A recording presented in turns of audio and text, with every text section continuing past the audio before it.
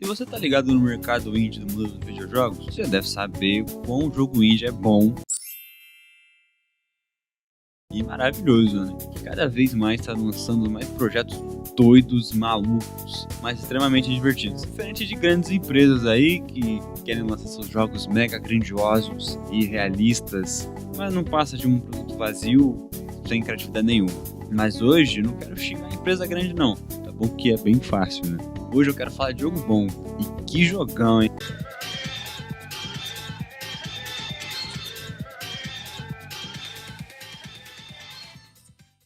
Katana Zero foi lançado em 2019, feito pela Asksoft, publicado pela Devolver. E assim, se tem a mão da Devolver no meio já é um bom sinal pra mim, até rimou. E eu queria começar falando pela gameplay, que é um ponto importantíssimo nesse jogo, de verdade mesmo. A gameplay, ela é bem simples, na verdade. O Zero, que é o nosso protagonista, ele tem o seu ataque principal, né, com a katana, que pode sair cortando todo mundo igual o Virgil Devil May Cry.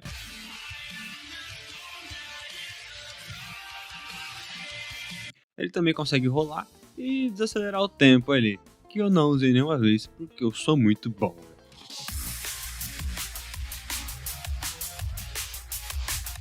E essas são as mecânicas feijão com arroz do jogo.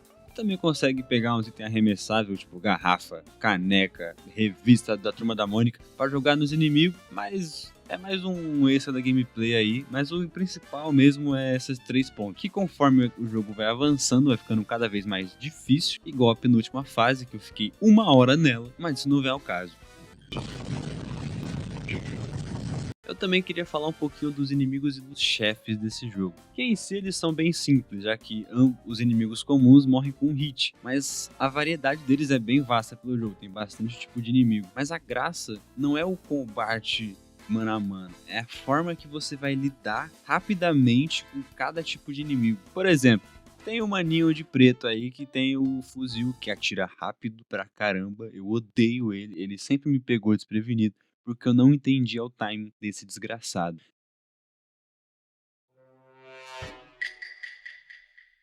Ele você pode matar de duas formas simples, que é chegando perto dele e dando a espadada, ou refletindo a bala nele, que inclusive tem um som iradíssimo. Mas na mesma sala pode ter um policial com uma espingarda, que espalha a bala e mesmo que você reflita, você vai tomar, na maioria das vezes, porque eu tomei. Mas entende? A forma como você vai lidar com as salas que deixa o gameplay tão bom, porque vira um jogo de estratégia, onde a forma que você vai passar cada sala que é interessante. Até porque você também morre com hit, então você não pode dar mole. E essa ideia de estratégia faz muito sentido no jogo, até porque a gameplay que você tá jogando não é o que tá acontecendo no presente. A parte da gameplay é a mente do Zero projetando o que ele vai fazer. Tanto que o replay que a gente vê depois de toda a fase é o que ele realmente executou no presente. Esse jogo é muito louco, mas essa é a ideia da gameplay. Você vai passando de sala por sala, de forma estratégica, passando a faca nos seus inimigos. E os chefes também não fogem muito disso. Eles são bem simples e tem poucos ataques, mas são mais um evento que leva a história pra frente do que ser realmente um desafio, sabe? Mas eles são muito bons e cumprem muito bem o seu propósito de ser um desafio a mais.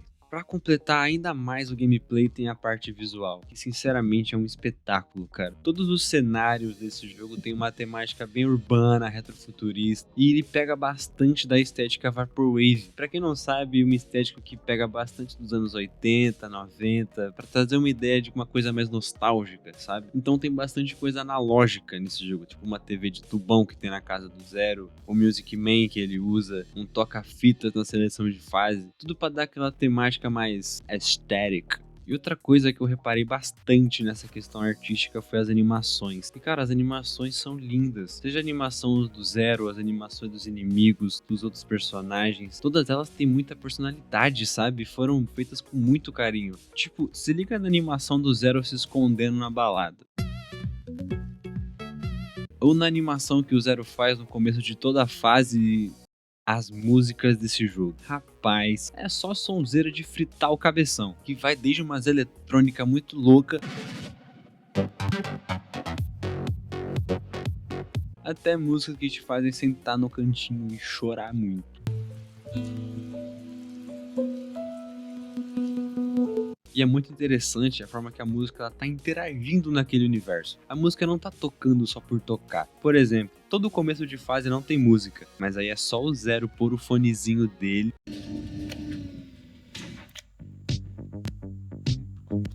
ou na sua sala de terapia que tem uma vitrola tocando a música de fundo. E esse tipo de coisa deixa o jogo muito vivo e imersivo, cara. E é um detalhe tão pequeno, mas que faz muita diferença. E por último, eu queria falar da história. Cara, esse jogo tem um foco muito grande na história e ela foi um negócio muito cativante pra mim. Eu não vou dar spoilers, né? Até porque um foco grande do jogo é na história. E o que eu poderia dizer é que essa história ela só funciona porque é um jogo.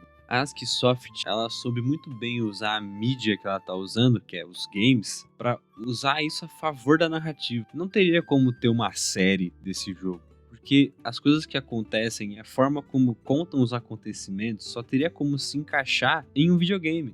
E um exemplo que eu consigo dizer disso é Super Hot, que não é nem por causa do estilo de arte doidão que esse jogo tem, mas a forma como ele quer contar os acontecimentos só funciona na mídia de videogames. E isso é muito raro de ver hoje em dia na indústria, porque cada vez mais a gente vê jogos querendo não ser jogos.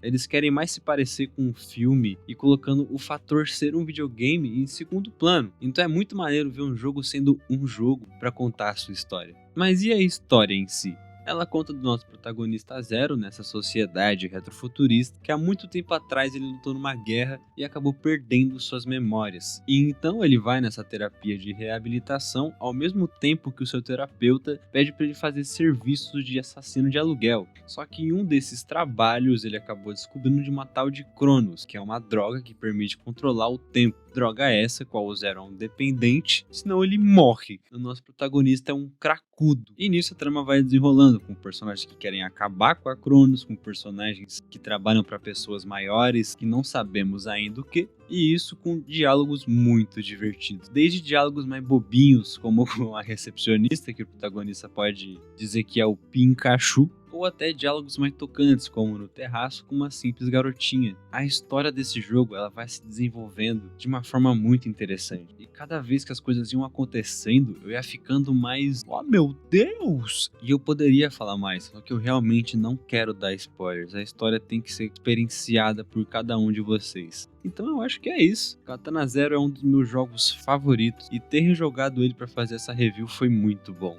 Então jogue Katana Zero, porque é um baita jogo que vale o seu tempo. E pelo amor de Deus, lance logo a DLC, eu quero jogar com o dragão tem um cabelão, ele é estiloso. Por favor, lança a DLC, eu não aguento mais.